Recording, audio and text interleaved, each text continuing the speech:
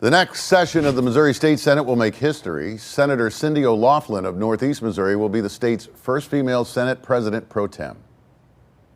The first things I'll probably do is get all of the women of the Senate together, because we have things in common, things we'd like to do. We don't have to always focus on, the 20% of things that we just can't seem to find a path. Let's look at the other 80. She is a two-term Republican. She was often a voice of reason during periods of dysfunction fueled by more vocal Republicans during the last session. The pro tem Senate leadership post is similar to the speaker position in the House of Representatives. Is this a good move for Missouri, John? Yeah, and a really good development because the state Senate has been dysfunctional of late.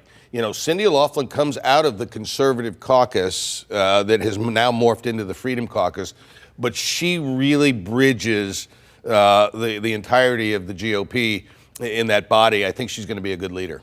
Michael? Well, it's always great when glass breaks, and it's awesome. It shouldn't have taken this long. And I, too, am thrilled that she, in particular, is going to be the leader, because what John is failing to say is she brings reasonable thought process for a Republican Party that's somewhat lost it. She's conservative. She's not on your side of the aisle. It is what it is. I mean, at the end of the day, you have to deal with the other side. At least she wants to find compromise. Now to our quote of the week. 8 years after losing one pro football team, the St. Louis Rams, Missouri may be about to lose a second team, the Kansas City Chiefs, not to Los Angeles, but to neighboring Kansas. In April, voters rejected a sales tax measure for major renovations to the Chiefs' Arrowhead Stadium and also a new baseball stadium for the Royals.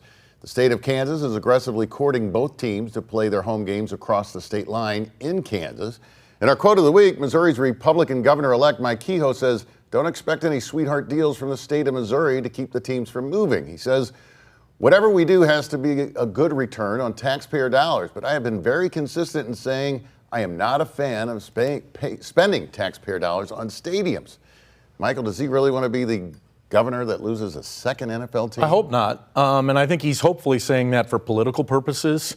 Let's be honest, these are billion-dollar businesses. If this was an auto plant that was thinking of leaving, we'd have no problem with it. We're upset that it's a sports team. I can't speak to the condition of Kansas City, but I think we can say that things definitely changed in St. Louis when that team left here.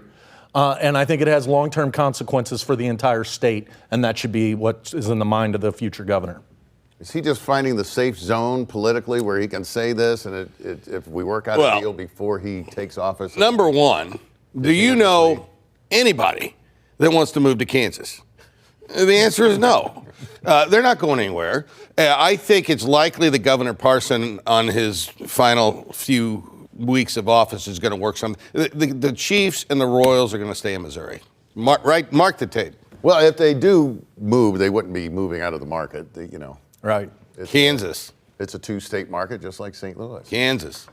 Final thoughts are next. First, Bommarito.com drone fox with perhaps our final view of the incredible fall colors. Still popping, even with fog hovering near Interstate 270.